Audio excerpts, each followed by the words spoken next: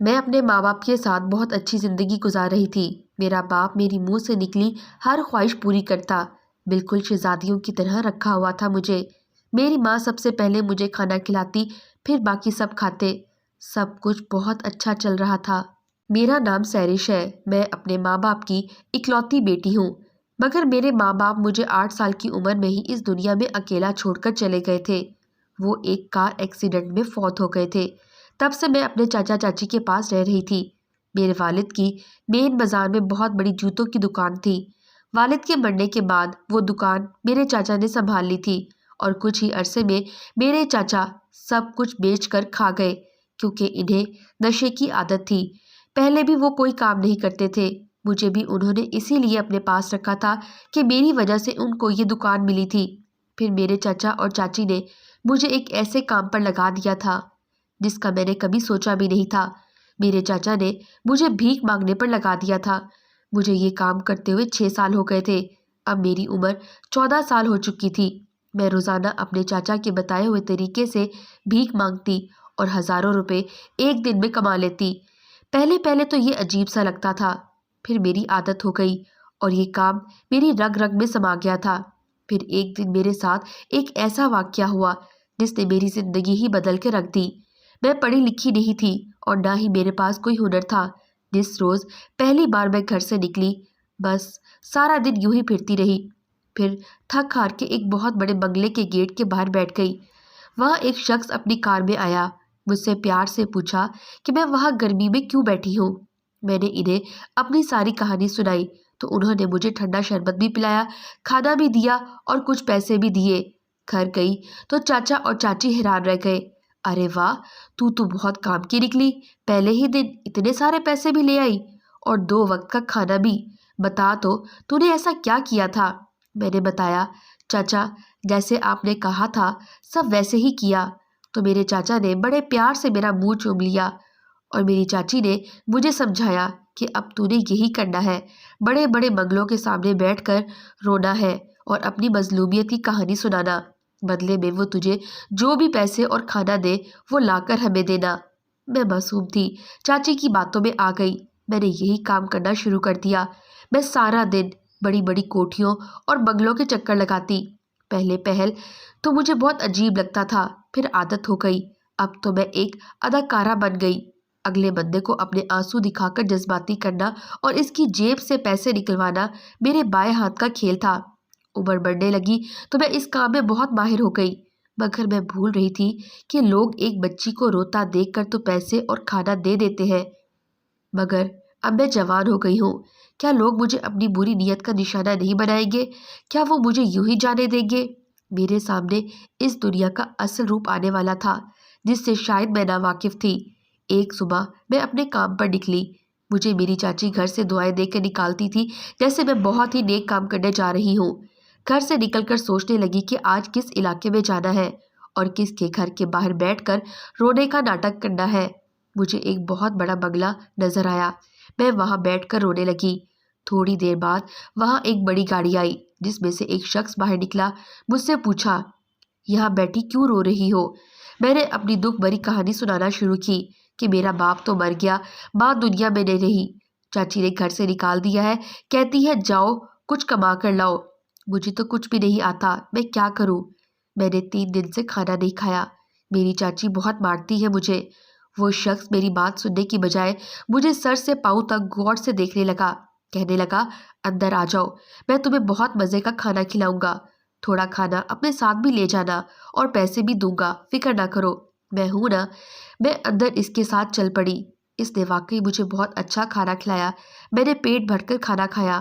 کھانا کھانے کے بعد اس نے مجھے پیسے بھی دیے۔ میں نے دیکھا وہ کافی سارے پیسے تھے۔ آج تک اتنے پیسے مجھے کسی نے نہیں دیے تھے۔ میں بہت خوش ہوئی، پر جیسے ہی میں نے پیسے پکڑنے کے لیے ہاتھ آگے کیا تو اس نے پیسے پیچھے کر کے میری کلائی پکڑ لی۔ پہلی بار مجھے کسی سے ڈر محسوس ہوا تھا۔ میں جان گئی کہ میں مشکل میں پھنس گئی ہوں۔ وہ شخص مجھے گھسیٹتے ہوئے زبردستی اپنے کمرے میں لے گیا اور میرا سب کچھ لوٹ لیا۔ میں رو رہی تھی۔ وہ ہنستے ہوئے کہنے لگا، دیکھو تمہیں جب بھی پیسوں کی ضرورت پڑے تو میرے پاس آ جایا کرو، میں تمہیں بہت سے پیسے دے دیا کروں گا और अब ये रोना धोना बंद करो। इसने मुझे पैसे देकर वहां से जाने का कहा। मैं कितनी ही देर अंधेरे में इसके घर के बाहर बने लॉन में घास पर पड़ी रही। बड़ी मुश्किल से अपने वजूद को उठाती वो पैसे मुट्ठी में लिए अपने घर की तरफ चल पड़ी। जब मेरी चाची ने मुझे देखा तो इसे कुछ तशवीश हुई। इसने बस इतना ही कहा कि ये क्या हाल बना रखा है और आज इतनी देर कहाँ लगा दी।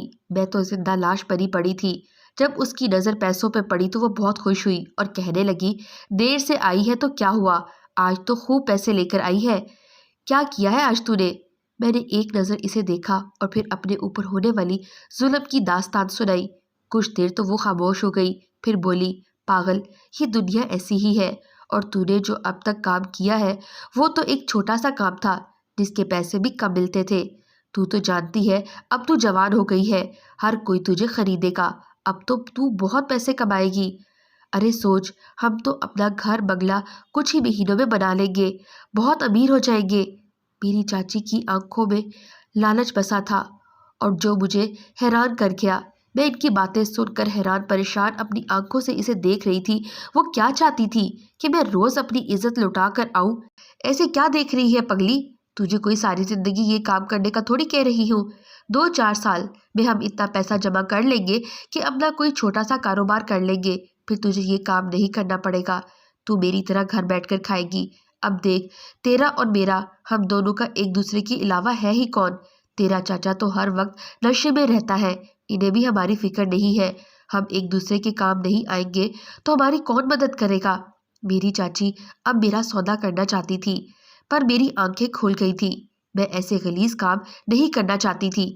मैंने इरादा कर लिया कि मैं ऐसा कुछ नहीं करूंगी। अगले दिन मैंने काम पर जाने से इनकार कर दिया। चाची तो मेरे सर पर नाचने लगी, क्यों नहीं जाना? अरे जा, निकल, अपना काम कर, कुछ भी कर, पैसे लेकर आ। मैं बहुत परेशान हुई पर इरादा कर चुकी थी कि नहीं जाऊंगी। मेरी चाची सारा दिन मुझे बातें सुनाती रही। अगले दिन भी इसने मेरे साथ यही काम किया। मुझे खाना देने से भी इनकार कर दिया कि काम करेगी तो खाना मिलेगा, वरना खाना नहीं मिलेगा। मैंने सोच लिया कि भूख से मर जाऊंगी पर यह काम नहीं करूंगी। जब मेरी चाची ने मेरे चाचा को बताया तो पहले उन्होंने मुझे प्यार से समझाया। मैं फिर भी नहीं मानी तो उन्होंने मुझे धक्के देना शुरू कर दिए और घर से निकाल दिया। उन्होंने आधी रात को मुझे घर से निकाल दिया। मेरा भूख से बुरा हाल था। मैं सड़कों पर फिर रही थी, सोच रही थी कहीं किसी भेड़िए के हाथ ना चढ़ जाऊं। फिर सोचा खुदकुशी ही कर लेती हूँ, ऐसी जिंदगी से तो मौत बेहतर है। न बदन में जान होगी, न भूख लगेगी और ना ही इस भूख को मिटाने के लिए ऐसे गंदे काम करना पड़ेगा। यही सोचते सोचते मैं मेन रोड पर आ गई। वहां गाड़ियां इतनी तेजी से आ जा रही थी कि बस एक कदम ही आगे बढ़ाती तो एक गाड़ी मुझे उठाकर एक तरफ दे मारती तो दूसरी दूसरी तरफ, और चंद ही पल में मेरा दम निकल जाता। मैंने इस जिंदगी से आज़ाद हो जाना था, पर जिंदगी को कुछ और ही मंजूर था। जैसे ही मैंने कदम आगे बढ़ाया, किसी ने मुझे पकड़कर पीछे खींच लिया। मैंने 2 हाथ मजबूती से महसूस किए। मैंने देखा कि जिस शख्स ने मुझे बचाया है, इसके हाथ में एक सफ़ेद छड़ी थी जो इस बात का इशारा दे रही थी कि वो देख नहीं सकता। अगर वो देख नहीं सकता तो उसने मुझे बचाया कैसे? खैर, वो मुझे एक तरफ ले आया और कहने लगा, लड़की, तुम क्या करने जा रही थी? मरना चाहती हो? मैंने कहा, तुमने कैसे देखा मैं खुदकुशी करने वाली हूँ? तुम तो अंधे हो। वो हंसकर बोला, मैं अंधा तो नहीं हूँ, अंधा होने की एक्टिंग करता हूँ ताकि दिन भर कुछ कमा सकूं। फिर अंधे फकीर को जिसने अच्छे भले कपड़े पहने हो और थोड़ी बहुत एक्टिंग भी कर लेता हो, कुछ पैसों की ज़रूरत है, लोग अच्छे खासे पैसे दे देते हैं। इस वक्त मैं अपने घर जा रहा था। तुम्हें क्या हुआ है? क्यों खुदकुशी करना चाहती हो? ऐसा भी क्या हो गया तुम्हारे साथ? मैंने इसे सारी बात बताई। अदाकारी से तो मैं भी पैसे कमाता हूँ, लेकिन जो तुम्हारी चाची तुम्हें करने को कह रही है वो बेशक गलत है। तुम मेरे साथ चलो, रात वहाँ आराम से गुजारो, फिर सोचना कि तुम्हें क्या करना है। डरो नहीं, तुम्हें मुझसे कोई नुकसान नहीं पहुंचेगा। मेरे पास तो वैसे भी खोने को क्या था, रात का वक्त था, कहीं ना कहीं तो जाना ही था। मैंने इसके साथ चल पड़ी। इसके घर में दाखिल होते ही एक छोटे बच्चे की रोने की आवाज़ आई। मैंने पूछा, ये कौन है? कहने लगा, मेरा बेटा है, इसकी माँ इसे छोड़कर जा चुकी है। मैं हैरान हुई कि वो अपने छोटे बच्चे को घर में अकेला छोड़कर कैसे चला जाता है। कहने लगा, मजबूरी है, कभी कभी साथ वाली औरत आकर इसे देख जाती है, अगर इसे साथ ले जाऊं तो काम करना मुश्किल हो जाता है। मैंने देखा बच्चे का बहुत बुरा हाल था। وہ اسے کافی عرصے سے کسی نے نہلایا بھی نہیں تھا۔ میں نے بچے کا خیال رکھا، سارے کام کیے، اسے کھانا کھلایا۔ وہ 2 سال کا بچہ تھا، میری گود میں سکون سے سو گیا۔ میں بھی بچے کے ساتھ اندر سو گئی اور وہ لڑکا اپنا بستر اٹھا کر باہر سین میں چلا گیا۔ مجھے اس کی اس حرکت سے اس بات کا اندازہ ہو گیا تھا کہ میری عزت یہاں محفوظ ہے۔ صبح میں نے اس لڑکے سے کہا کہ اگر میں اس بچے کا خیال رکھوں تو کیا تم مجھے یہاں رہنے کی اجازت دو گے؟ میں تمہارے سارے کام کروں گی۔ اس نے کہا اگر تمہیں اس گھر میں بھی رہنا ہے، اس بچے کو بھی پالنا ہے تو تم مجھ سے نکاح کر لو۔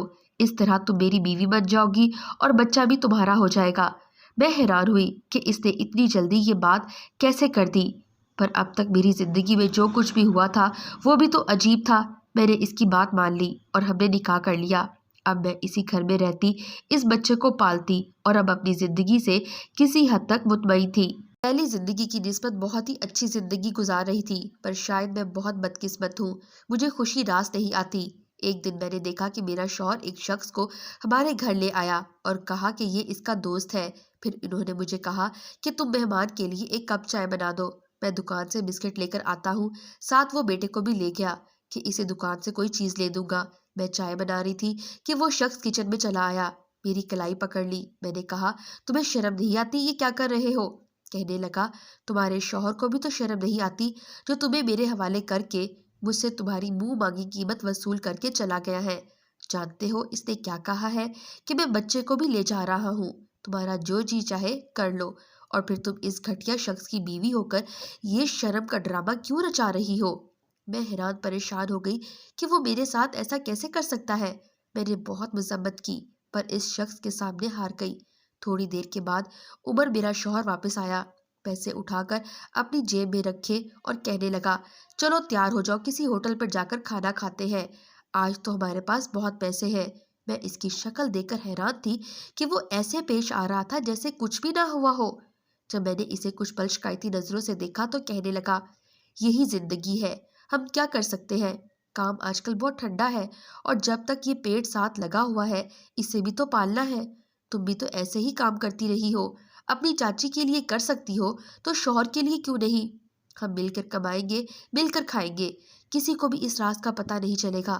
میں سوچتی رہ گئی کہ میری قسمت میں اب یہی رہ گیا تھا، اب تو مجھے فیصلہ کرنا تھا اور میں کر چکی تھی۔ ایک دن میں نے بچے کو اٹھایا اور اس کے گھر سے بھاگ گئی۔ میں اس بچے کا بھی مستقبل بنانا چاہتی تھی۔ صبح وہاں سے بھاگ گئی اور ایک کالونی میں چلی گئی۔ ایک بڑے بنگلے کے باہر بجلی والے ٹھنڈے پانی کا کولر لگا ہوا تھا جو اس وقت میرے لیے کسی نعمت سے کم نہیں تھا۔ میں نے پانی پیا، بچے کو بھی پانی پلا رہی تھی کہ وہاں کا چوکیدار مجھے عجیب نظروں سے دیکھنے لگا۔ پھر اچانک اس نے شور مچا دیا، مجھے پکڑ کر اندر لے گیا اور کہنے لگا صاحب جی چھوٹے بابا مل گئے ہیں۔ صاحب جی چھوٹے بابا مل گئے، اس عورت کے پاس ہے۔ میں ڈر گئی یہ سب کیا ہے اور اب نہ جانے میرے ساتھ کیا ہوگا۔ ایک عورت اور ایک شخص باہر آئے، میری گود سے بچہ چھین کر گلے سے لگا کر پھوٹ پھوٹ کر رونے لگی اور کہنے لگی ہمیں ہمارا بیٹا مل گیا، اللہ تیرا لاکھ لاکھ شکر ہے۔ انہوں نے مجھ سے کہا کہ تمہارے پاس ہمارا بیٹا کہاں سے آیا ہے، ہم ابھی پولیس کو بلائیں گے۔ میں نے روتے ہوئے بتایا کہ میرے ساتھ تو یہ ہوا ہے، بچہ مجھے کہاں سے ملا ہے میں نے سب بتا دیا۔